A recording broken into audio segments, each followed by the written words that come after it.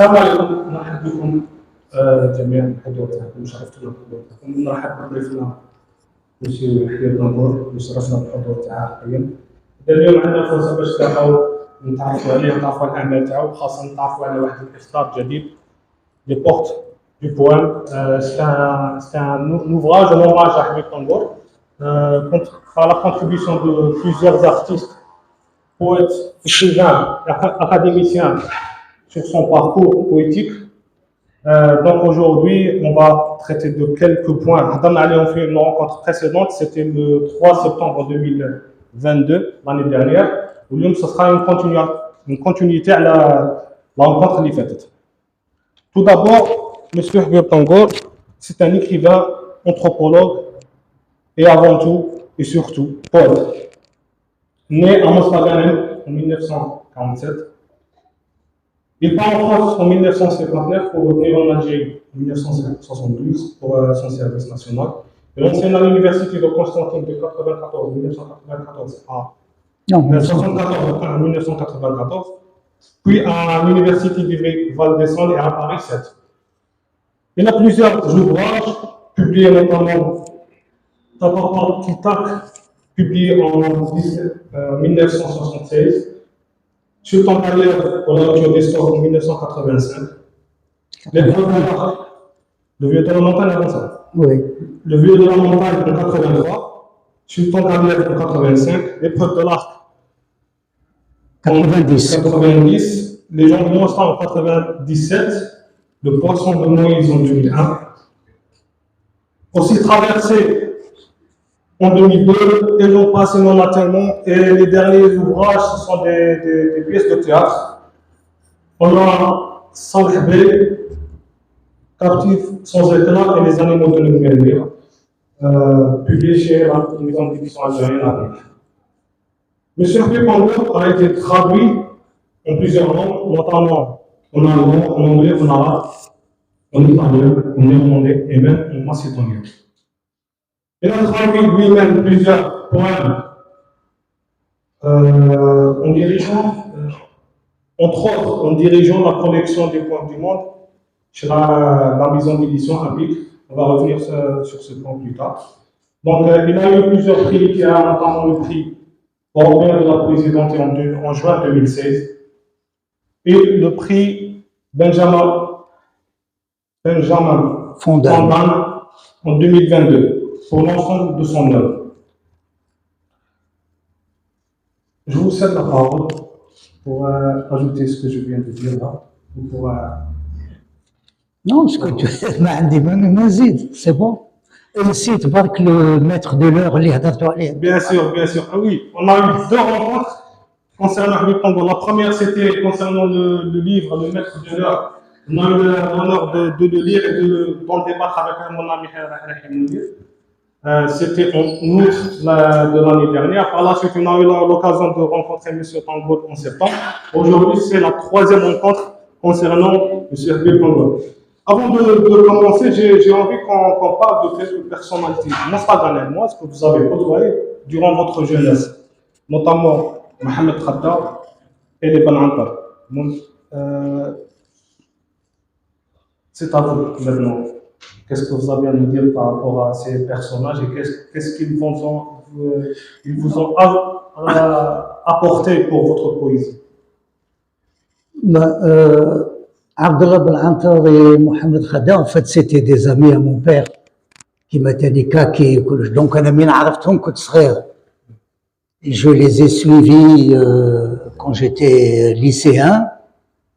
J'ai vu leur façon de travailler et j'ai continué à les suivre jusqu'à la fin de leur vie. Donc, avec Khadda, lui, il m'a beaucoup, disons, il avait une lecture gentille. Ça, je lui envoyais, mais quand j'écrivais, j'ai commencé à écrire, j'avais 15 ans, donc j'écrivais, c'était pas très bon, mais je lui envoyais, lui, il disait, oui, c'est bien. Et d'ailleurs, il avait fait publier une de mes nouvelles qui était parue en 1964 dans un hebdomadaire à Alger, Jeunesse. Oui. C'était grâce à Mohamed. Mohamed Khadda. Alors que Abdallah, lui, quand je lui montrais, il me disait c'est nul, tu ferais mieux d'apprendre un métier, de faire autre chose, parce que c'est pas avec la poésie que tu vas vivre. D'autant que ton père n'a pas les moyens de te prendre en charge, donc il faut que tu trouves ton gagne-pain. Non, après, ça c'est une idée qui m'est restée, qu'effectivement, si je voulais être libre pour écrire, il fallait que je ne dépende de personne sur le plan financier. D'où le fait que j'ai appris, j'ai pas fait des études de lettres, mais j'ai fait des études de sociologie et d'anthropologie. Et après, j'ai enseigné et j'étais enseignant-chercheur en anthropologie et en sociologie jusqu'à ma retraite. Voilà. Donc, et ça m'a permis d'écrire sans tenir compte, c'est ce que disait aussi, ce que me disait toujours Abdallah, si tu as envie d'écrire, tu écris ce que tu as envie d'écrire et tu ne tiens pas compte de ce que les autres peuvent dire. Si réellement c'est ça que tu veux dire, ben tu le dis. Voilà. Et par la suite, ça a donné plusieurs ouvrages. Oui, alors après, non, au début, moi je me disais, ah, oui, c'est parce que lui, il a réussi, il veut pas que je réussisse. Au contraire, ah, mais là, je vais, puis à chaque fois, puis un jour, et je lui ai dit, tiens, est-ce que c'était les éditions Loric, là, j'avais écrit des textes, et c'est un enseignant français qui était à Sol-Roselaine, et qui avait une petite, dommage, je les ai pas, c'est une toute, il rené c'est une petite édition qu'il a appelée les éditions de Loric, et quasiment grâce à lui, il a publié quasiment tous les poètes algériens des années 70. Tous, tous les gens vivants, et il faisait, dans le livre, il y avait des illustrations, et moi j'ai eu un qui était illustré par Khadda, et l'autre par Blantar. Quand je lui ai demandé, là il m'a dit oui, je vais te faire les illustrations. Quand il m'a dit je vais te faire les illustrations, je me suis dit ça y est, et après il a accroché tous mes textes. Ça c'était en quelle année? Oh, c'était dans les années, je sais pas, début 80 peut-être. Okay. Début 80. Et par la suite, il y a eu Le Vieux de la Montagne. Oui, le vieux, non, enfin, le premier, c'était Papa Kita qui est pas bon. Mais le vieux, oui, le Vieux de la Montagne, je l'avais envoyé à l'éditeur, je l'avais terminé en 81 et il est paru en 83. Et là, cette période-là, comme c'était les éditions Sinbad, on les trouvait partout, même dans le plus petit village de l'Algérie. À l'époque, hein, on trouvait les éditions partout et ça ne coûtait pas très cher, ce qui fait que à cette époque-là, les auteurs des éditions Sinbad étaient très connus en Algérie. Et les chercheurs tenus en littérature, c'était une pointure différente de ceux d'aujourd'hui. Donc, ils avaient écrit sur mon travail. Il y a une figure emblématique qui a écrit aussi sur Le Vieux de la Montagne, qui vous a répondu après vous l'avoir envoyé un manuscrit. On va parler de cette figure par la suite, concernant le livre de la poésie ou l'époque de poésie. Entre autres, il y a plusieurs hommages dans ce livre. J'ai hâte qu'on commence à parler de ce livre, mais avant ça, j'aimerais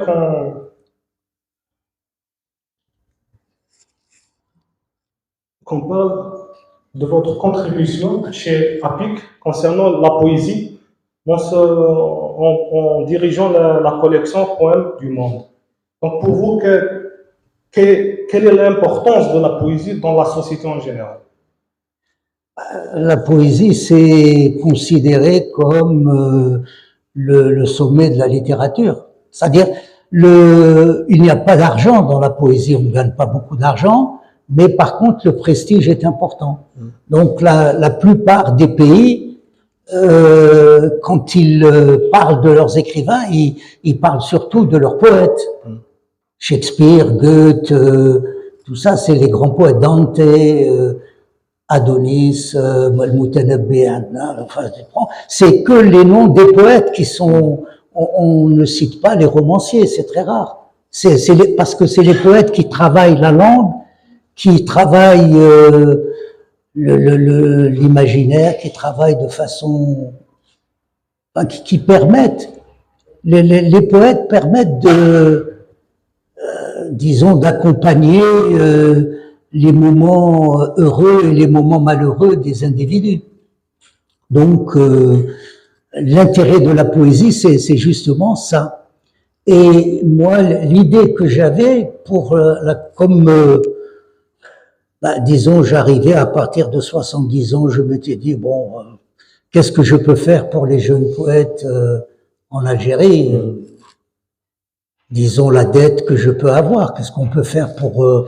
Alors je me dis, comme je connais beaucoup de poètes et de grands poètes dans le monde, je vais leur demander de me donner des textes originaux que l'on va publier en Algérie pour la première fois, donc de façon bénévole. Ils me demandaient, de toute façon, les livres ne se vendaient pas, et je leur ai dit, vu le prix des livres, même si vous vendez 300 exemplaires, vous n'aurez même pas 2000 dinars de droits d'auteur. Alors, c'est pas les droits d'auteur qui... Par contre, je leur ai dit, on vous donnera des livres. Et moi, j'ai commencé, d'ailleurs, le premier poète, Michel Deguy, c'était le premier, enfin, il est mort il y a 6 mois. J'ai un autre poète qui est mort aussi, qui est un vieux poète. Michel Deguy est mort, il avait 86 ans. L'autre, Frédéric Jacques Temple, il est mort à 99 ans. On avait le recueil, et je disais, je pressais Karim Dapik, je dis, écoute, il a 98 ans, il faut qu'on sorte le livre tout de suite et tout ça. On a sorti le livre, et on l'a présenté, alors il avait toute sa tête, hein. Alors là, à 99 ans, il a fait une lecture à Montpellier, et moi je pensais le rencontrer pour faire quelque chose pour son 100e anniversaire. Il est mort 3 mois avant 100 ans. Bon, Hadek, et disons, dans cette collection, j'ai 3 poètes femmes, Marilyn Hacker, qui est américaine, ce n'est pas moi qui l'ai traduite, et il y a 2 autres, une italienne, Mia Lecomte, et une française. Les 3 ont eu des prix pour les recueils qui ont été publiés chez Appic.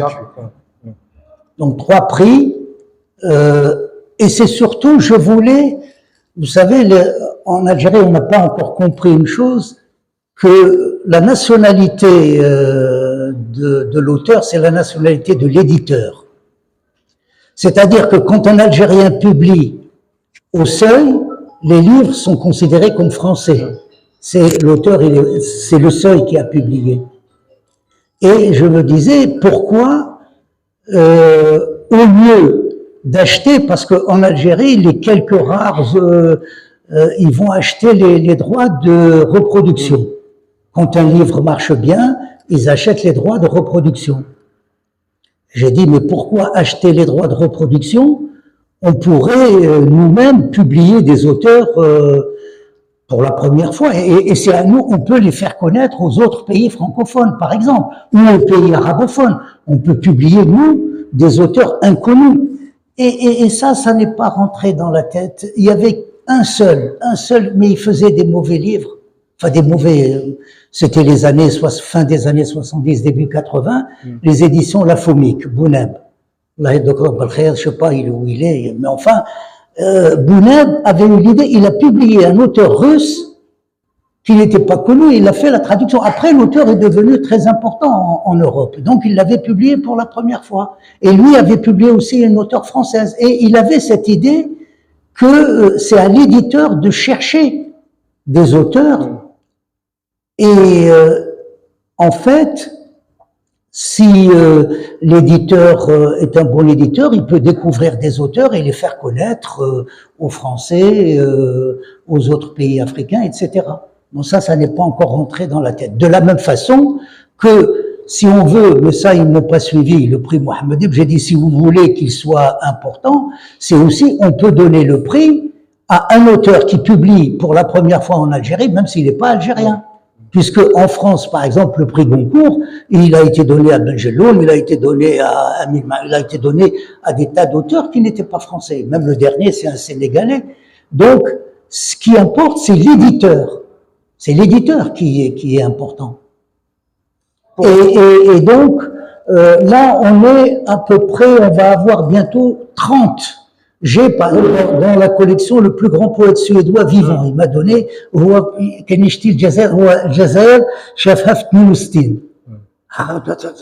il avait une idée de l'Algérie. Et moi, mon idée, c'est de publier tous ces auteurs-là et d'essayer de faire un grand festival international de poésie.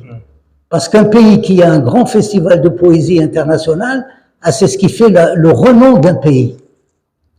Les gens, ils savent, ce pays-là a un grand festival parce que là se rencontrent des poètes qui viennent du monde entier et ça donne aussi l'idée au public, aux jeunes, parce que les jeunes, moi c'est pour que les jeunes poètes algériens, il faudrait qu'ils sachent ce qu'est la poésie aujourd'hui, parce que souvent ils écrivent toujours la mauvaise poésie, comme la mauvaise poésie chasse la bonne. Ça c'est, mais ce n'est pas grave, de commencer. Si on commence, on débute par des mauvais poèmes, mais si on apprend petit à petit en regardant ce que font les autres poètes importants, ben on est obligé de, et aussi il faut une critique, c'est-à-dire pour qu'il y ait une grande littérature dans un pays, il faut qu'il y ait une grande critique. Bien sûr.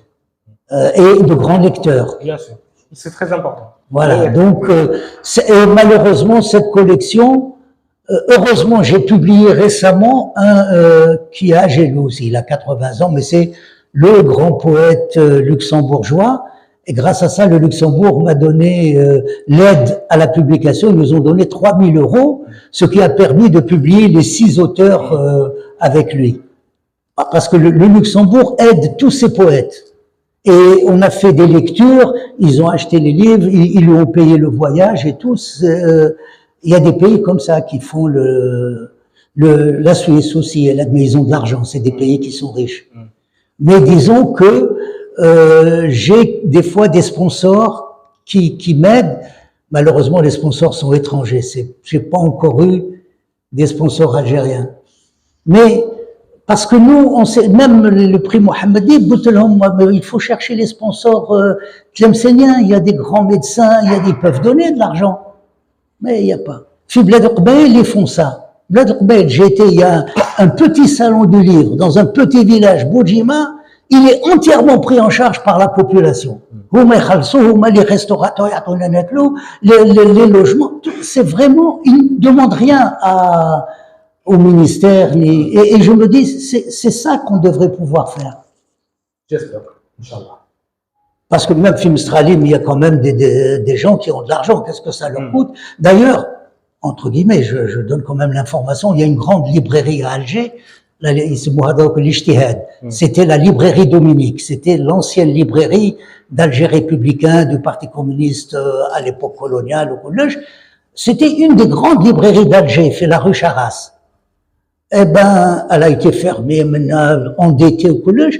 J'ai un ami, ils ont un groupe d'amis, d'anciens, ils sont à la retraite maintenant, mais c'est d'anciens chercheurs, d'anciens gars, ils ont réussi à reprendre, et il m'a expliqué, il a eu des sponsors, il a eu un médecin, il lui a donné 50 millions de centimes de Tal Jazair, et ils ont refait la librairie et ils l'ont ouvert le 1er octobre. Vous verrez, c'est la librairie, ah oui, c'est immense. Et là, je me dis, il faudrait en fait demander que la société civile aide la culture. Bien sûr. On est tous concernés par la culture. Voilà. On passe maintenant les portes du poème. Donc, les portes du poème, c'est un ouvrage en hommage à Luxembourg pour son 75e anniversaire. Texte réuni et présenté par Guina et Hervé Sanson et dessin par Hamid Tebouchi. Donc, dans ce livre, on retrouve plusieurs pépites. J'ai adoré le lire, j'ai découvert énormément de choses. Ça m'a donné envie de plonger encore plus dans vos récits, notamment dans les premières éditions. Et le début de le livre, on a deux hommages très importants de deux figures littéraires universelles. Donc, je vais commencer par présenter les autres. Regina Kay, et c'est elle qui me traduit en allemand, et elle a traduit Mohamed Dib, elle a traduit quasiment beaucoup d'écrivains maghrébins. C'est une des grandes traductrices en langue allemande. Hervé Sanson est un chercheur universitaire on a fait un livre d'entretien ensemble, qui est paru aux éditions du Tel, mais qu'on ne trouve nulle part, Fiblida. Je sais pas, quelques extraits. Oui. Et il a écrit beaucoup d'articles sur mon travail. Oui. Hamid Tebouchi, c'est un peintre et un ami à moi, on se connaît depuis les années 70. C'était Sénac qui nous avait présenté. Je me souviens en 73. J'étais au service national à l'époque. Et Hamid Tebouchi est peintre, mais c'est un poète aussi. C'est un très très bon poète. Il a publié beaucoup. Il était plus connu que moi. Il avait publié avant que moi je ne publie dans des revues en Tunisie et tout ça. Et c'est un peintre qui est connu maintenant. Et vous avez deux ouvrages, je pense. Il y a un autre ouvrage, vous avez contribué à... Il m'a fait sur un ouvrage que j'avais écrit en hommage à Mahmoud Darwish, Ta voix vie, nous vivons. Il a illustré le livre et il m'a fait aussi des peintures pour des ouvrages de tête. Tu sais, j'avais écrit, c'est un long poème qui s'appelle Épreuve 2. Et l'édition ordinaire, elle se vendait, je sais pas, 10 €. Et il y a une édition de tête avec un papier différent et une peinture originale. Et celle-là, c'était à 100 €, je crois. Donc ça, c'est... Mais là, on tire que 20 exemplaires. C'est pour... Voilà. Et normalement, je devrais avoir au printemps prochain un livre comme ça d'art avec Qureshi. Car lui, Qureshi, c'est un des très grands peintres. Moi, je préfère Ben Attar et Khaddam, mais parce que je les ai connus. Mais lui, c'est celui qui vend il est très connu quand on regarde les prix de ses tableaux, tout ça, dans les grandes galeries américaines et londoniennes. C'est celui qui vend le plus cher. Il a beaucoup de notoriété. Oui.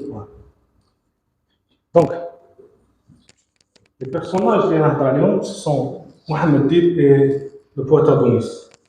Donc, après l'apparition du livre Le Vieux de la Montagne, vous avez envoyé un manuscrit, une copie à Mohamed Dib. Oui. Il vous a répondu. Là, c'est le brouillon de sa lettre, parce que la lettre, je l'ai donnée à la bibliothèque à Paris, je l'ai donnée à la grande bibliothèque. Parce que j'avais peur de perdre, donc j'ai donné tous mes manuscrits et machin, au moins si les chercheurs viennent, ils les trouvent. Quand j'étais au service national, j'avais toute une correspondance avec Sénac.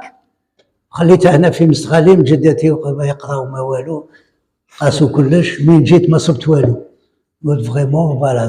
Donc je me dis, le courrier peut disparaître, les brouillons des textes peuvent disparaître, autant les donner à une bibliothèque. Mohamed Dib a fait la même chose.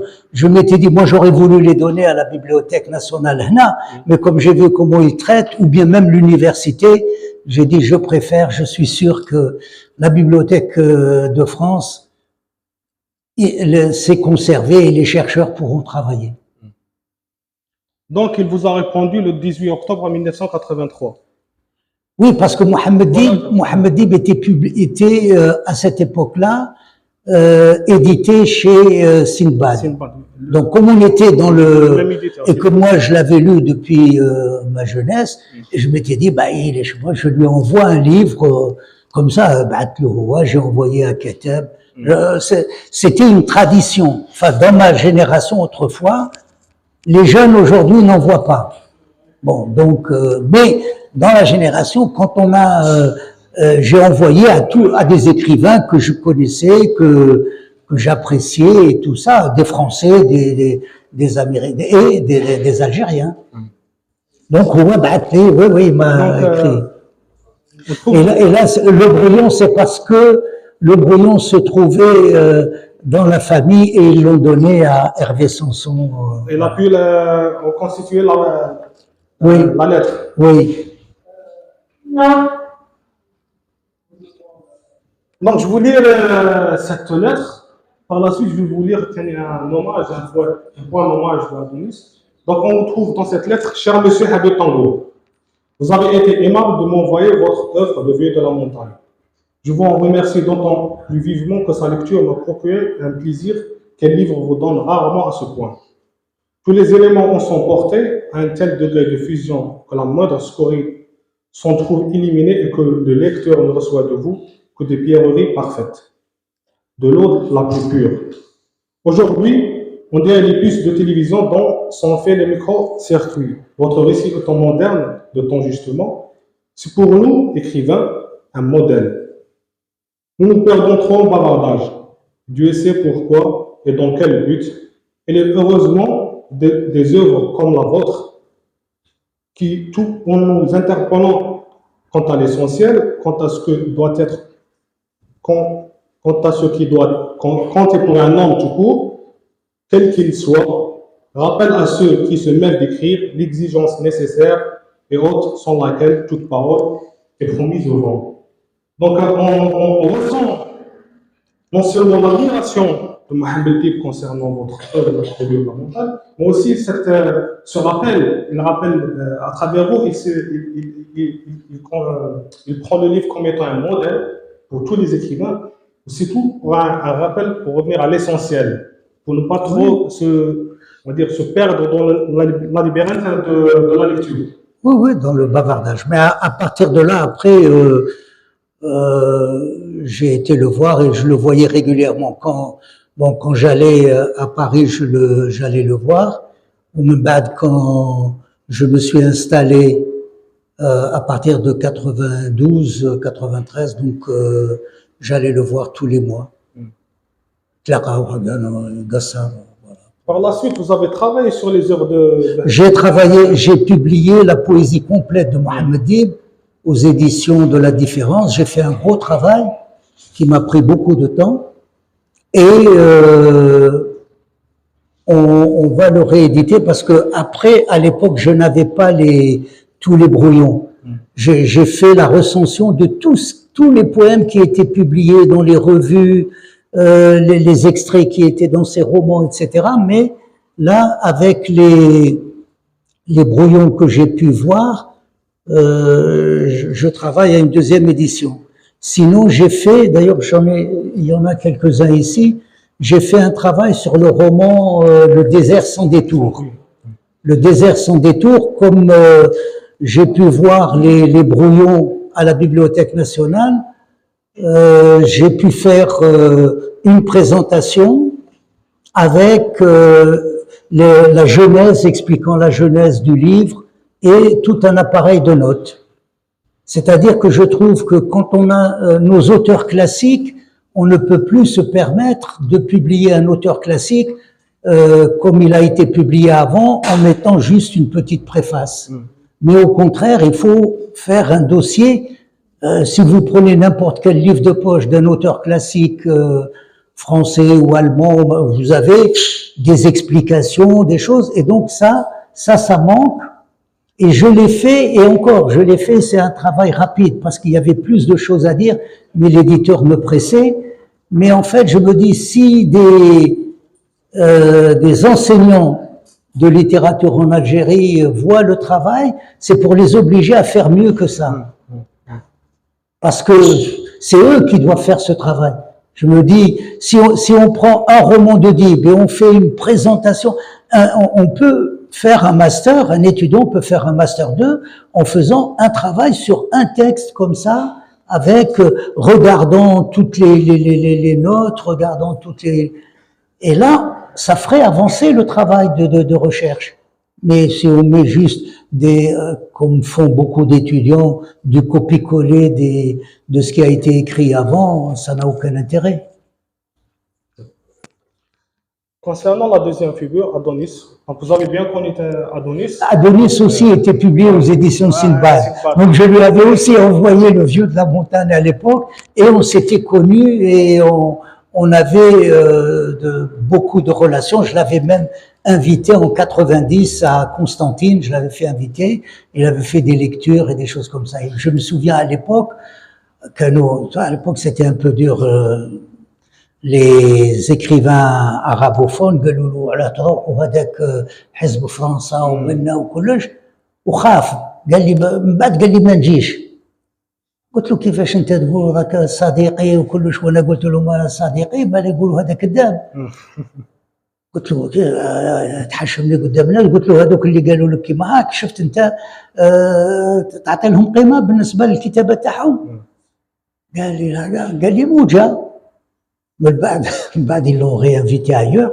mais je l'ai fait intervenir à l'université j'ai obligé le recteur à l'époque كان هو من طرف الاخرين قلت له لازم تستقبلهم و j'avais invité Adonis مع un autre grand poète français qui est mort maintenant Bernard Noël قراو هكذا وقلت له le recteur تاع الجامعه لازم انت تستقبلهم parce que c'était l'institut français qui m'avait aidé pour faire ça. C'était la première fois que je faisais appel à l'institut français depuis le nombre d'années où j'étais là et je dis bon pourquoi je ne ferai pas appel à eux et mais من بعد قلت له لا انت لازم تستقبلهم ils passent d'abord à l'université ils font d'abord une intervention à l'université puisque je suis enseignant dans cette université et après ils iront à l'institut français.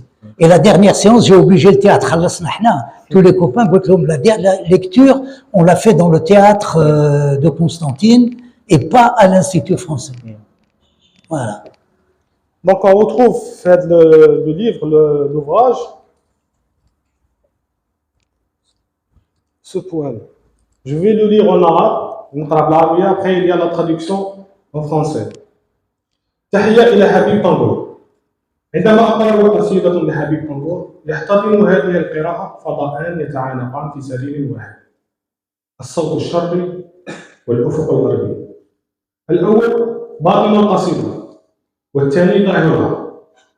القصيدة شرقا سطور يتلألأ في أقاليم الخفي الحميم والقصيدة غربا زمان يوسع حدود المكان. الكلمة من الغرب شفتان وله من الشرق الصوت.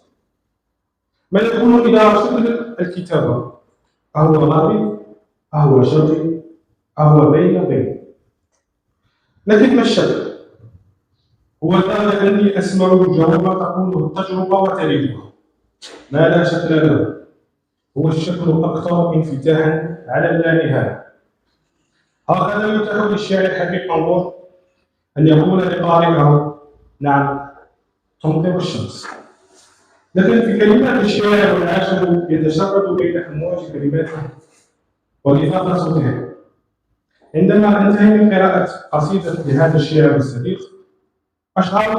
أشعر أن علي أن أكتب إلى جانبها ملحقا يقول بين طرقة الفأس في حقل الجزائر ونقطة النظر في باريس يمكن أن نقيم حفلا أخضر احتفاء بالورد والشجر والينابيع. أدونيس 20 décembre 2021. En français. En lisant le poème de Habib Tambour, deux univers enlacent cette lecture et s'embrassent dans un seul et même lit. La voie orientale et l'horizon occidental. La première représente le fond du poème, la seconde sa forme. Le pôle orient, éclat qui scintille, dans les contrées de l'imperceptible et de l'intime. Le pôle occident, temps qui élargit les frontières du lieu. Le mot tient de l'Occident ses lèvres et de l'Orient la voix. Qu'en est-il alors de la forme de l'écriture? Est-elle occidentale, orientale, ou entre les deux? Mais qu'est-ce donc que la forme? Ceci comme si j'entendais une réponse formulée par l'expérience et son histoire. Ce qui n'a pas de forme, c'est la forme qui s'ouvre le plus sur l'infini. C'est ainsi que la poésie de Habib Tambour parvient à dire à son lecteur, oui, le soleil pleut. Mais dans les mots d'un poète amoureux, errant entre les vagues de ses mots et les rives de sa voix, en finissant de lire ce poète ami, je ressens comme le besoin d'ajouter une note. Entre le coup de cloche dans un champ algérien et la goutte de pluie à Paris, on peut donner une réception de verdure, célébrant les roses, les arbres et les sources. Paris, le 20 décembre 2021, traduit par Ismaël Tango. Donc voilà deux témoignages ouvrant ce chef-d'œuvre. Je trouve que c'est un chef-d'œuvre. On retrouve plusieurs contributions de poètes, d'académiciens, d'écrivains à travers le monde, rendant hommage à notre illustre Habib Tangour. Je vous invite à le lire avec passion. Donc, on a fait un peu le tour, on va dire les grandes lignes de ce que je voulais parler. Maintenant, je cède la parole aux personnes présentes s'ils veulent intervenir ou poser des questions pour débattre avec le poète. C'est pas moi qui ai écrit le livre, hein. Mes livres, c'est autre chose. Mais sinon, les autres, c'est les travaux de. Oui, voilà. Entre autres, il est disponible parce qu'ils sont publiés en Algérie, chez la Non, c'est-à-dire que j'ai publié beaucoup en France. Oui. Les traductions sont en Allemagne, en Italie, mais en France, mes éditeurs, et beaucoup de mes livres sont épuisés parce que souvent l'édition n'existe plus, Kim Sindbad et d'autres.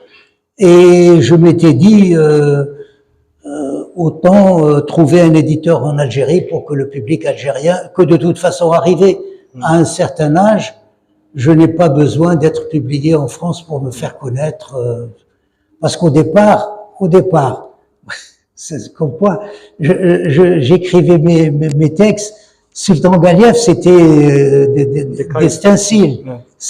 Parce que comme j'enseignais à l'époque, on avait des stenciles, je mettais les textes dans les polycopes parce que on était surveillés, et je mettais dans les stenciles pour les tirer, et je les distribuais comme ça. Personne ne faisait attention. Et quand ça a été publié chez Simon, j'ai dit, mais vous les aviez plusieurs années avant. Ah, là, j'étais soi-disant un écrivain. Je dis, ça me rappelle l'anecdote. Alors, Sultan Galiev, c'était le CDSH. Maintenant, c'est Ah, ouais, bah ça. C'est une dédicace à Abdelkader Alloul. Oui, ce livre, je l'ai trouvé par hasard, je l'ai acheté, oui. C'est la dédicace pour Abdelkader Alloul. Ça m'a c'est après sa mort. Les héritiers ont vendu la bibliothèque, tout ça. Oui, je lui avais envoyé, bien sûr. Le plus facile, c'est Jean de Mostar, parce que c'est Joyce, Dubliners de Joyce, Jean de Dublin. Et j'ai écrit, je l'explique dans la présente, Jean de Mostar était paru en France, et j'ai obtenu un prix pour ce livre, le prix de la Méditerranée. Enfin, c'est pas un prix, il y avait pas d'argent dedans, il y avait une médaille, mais enfin et une invitation. J'ai invité tous les copains au restaurant et avec champagne et tout ce qu'ils voulaient. J'ai dit allez, vous avez l'invitation. Ils m'ont dit, j'ai dit je peux inviter 6 personnes. Ah, ils m'ont dit c'est beaucoup. J'ai dit mais je demande pas d'argent. Alors ils ont accepté. J'ai invité 6 personnes qui ont au Sénat, grande réception, mais bon, le livre était paru et après l'éditeur, c'était Actes Sud. Il a tout vendu. Il n'a pas voulu après me reprendre parce que je ne vendais pas beaucoup. En France, pour que chez les éditeurs qui sont considérés comme des grands éditeurs, il faut vendre minimum 5000 exemplaires. Bon, moi j'ai dû vendre 1500 exemplaires. Quand j'étais chez Sindbad, en France, je vendais 1000 à peu près, mais Sindbad vendait en Algérie. Donc, ça faisait, l'Algérie le payait à l'avance, donc il avait 4000 exemplaires de vendus. Après, dans la poésie, j'ai 200, 300. C'est très peu. Selon, oui, de la poésie, l'éditeur me dit, mais non, mais tu n'es pas celui qui vend le moins. Après, je peux me retrouver avec personne. C'est pas ici la poésie, Karim, ne la vend même pas. La réédition, Ta voix vie, nous vivons que j'ai publié pour la première fois ici, il n'a pratiquement pas beaucoup vendu. C'est moi qui lui ai acheté les livres pour les distribuer à des amis. Donc, alors, Jean de Mostat, j'avais lu Joyce, j'étais en classe de seconde, je crois, en première, 64. L'année 64, j'étais en première. J'ai eu mon bac en 65. Oui, 64, c'était à l'époque on passait les deux bacs. Donc j'avais eu, mais c'était avant de passer le premier bac. Donc j'avais lu Jean de Dublin de Joyce. Ah, je m'étais dit, il faut que j'écrive sur Mostaganem, les gens de Mostaganem et tout. Et c'est parmi, j'ai écrit, à l'époque j'écrivais beaucoup à la main. Et justement, la nouvelle qui est parue en 64, dans leur vie, elle faisait partie, c'était de ce recueil que je voulais écrire, Jean de Mostat, que j'ai tout perdu, tout ce que j'ai écrit dans les années jusqu'en 72, comme je suis venu faire mon service national, j'avais laissé dans une grande valise pleine de livres, ça s'est perdu en France. De toute façon, maintenant, tu es obligé. C'était des mauvais textes. J'écrivais beaucoup du théâtre, des choses. Oui. Bon, c'était perdu. Et après, plusieurs années après, dans les années 90, j'étais en Allemagne, et là, l'idée de revenir à cette idée d'écrire par rapport à Joyce, Jean de Dublin. Voilà. Donc ça, je dis, parce que c'est le livre le plus facile. Sinon, Le Vieux de la montagne, il y a beaucoup de références à la fois sur la poésie, Baudelaire, Rimbaud, enfin il y a beaucoup de... c'est pas aussi évident. Alors que Jean de Mostat, c'est Joyce, c'est dit à un moment, enfin... Mostaganem n'est pas Dublin, on comprend que c'est... Justement, on a parlé de ce point. La précédente rencontre, allez sur YouTube, sur notre page Facebook, sur notre page YouTube Jemaïat Bouchart. La rencontre est enregistrée. On a parlé de vos inspirations, on a parlé de Joyce, on a parlé de Victor Hugo, on a parlé des gens de Mostat. Donc, ceux qui veulent voir la rencontre, allez sur YouTube. Non, les nouvelles, Jean de Dublin, Jean de Dublin est composé de 15 nouvelles sur Dublin. Et donc, Jean de Mostat, c'est composé de 15 nouvelles sur Mostaganem, mais pas Mostaganem, à part le début, qui commence à l'école Jean-Mer, qui commence par décrire la ville, Sidi Saïd, Sidi Abdallah, tout ça. Mais après, on est dans Paris, on va être en Allemagne, mais c'est toujours, les personnages sont toujours des personnages de Mostaganem. Qu'ils soient en Allemagne, qu'ils soient en France, qu'ils reviennent en Algérie, ou qu'ils soient à Oran. Donc, le livre va des années 50 aux années 94 à peu près, 94, ou 95. La première édition était parue en 97, je l'avais donnée en 96. Oui, c'était ça. Et là, j'ai eu un grand article dans Le Monde. Benjeloun m'avait écrit, Benjeloun que je connaissais bien, enfin, je le connais toujours, mais on n'a pas toujours. Mais à l'époque, on se fréquentait beaucoup. Dans les années 80, on se fréquentait beaucoup entre écrivains algériens, marocains, tunisiens à Paris. Après, maintenant, c'est-à-dire les jeunes ne se fréquentent pas. Les jeunes algériens, ils boivent entre algériens, les tunisiens. Alors qu'avant, on avait l'idée du Maghreb. On était tous maghrébins, la grande idée de l'unité du Maghreb. Maintenant, c'est plus pareil. Donc, on avait beaucoup de relations et on discutait entre nous. Jusqu'à présent, avec Abdelatif Labi, je le rencontre, il m'a écrit. Oui. On se connaît beaucoup. Khatibi, j'ai bien connu Khatibi, Khaireddin, on se connaissait bien. Toi, c'est Abdelwahab Medab. Abdelwahab Medab dirigeait la collection aux éditions Sinbad à l'époque. déjà, le livre en général, sera réservé à une petite minorité. Le livre en général, hein, parce que les jeunes maintenant, ils sont tous sur les réseaux, YouTube, machin, donc c'est Internet, c'est le papier, le livre papier sera réservé à quelques minorités. Alors en français, il sera réservé aux gens qui, de toute façon, les gens que j'ai vus d'Orca, disons, ما يحسنوا لا العربية لا الفرنساوية وقالوا دخلوا لهم الإنجليزية donc ils seront analphabètes dans toutes les langues. Donc c'est un problème parce que de dire surtout de la littérature d'un certain niveau, parce que les gens qui écrivent en français, moi je vois beaucoup de livres qui sont publiés à compte d'auteur et tout ça en français, de la poésie, bon, qui n'est pas toujours très importante, mais les gens écrivent.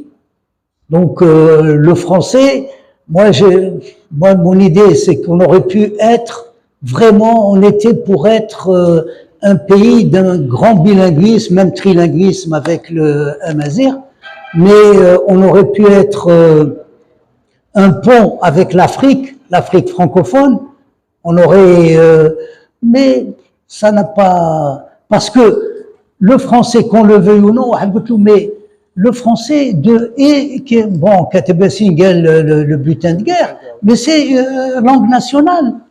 Mais ça fait nos premiers écrivains, les gens qui ont commencé à écrire en français, déjà à la fin du 19e siècle. Bon, c'était pas d'un grand niveau, mais à partir de la Seconde Guerre mondiale, on a vu apparaître des écrivains d'un très haut niveau qui maîtrisaient la langue française et donc qui nous ont, disons, ouvert le chemin de l'écriture.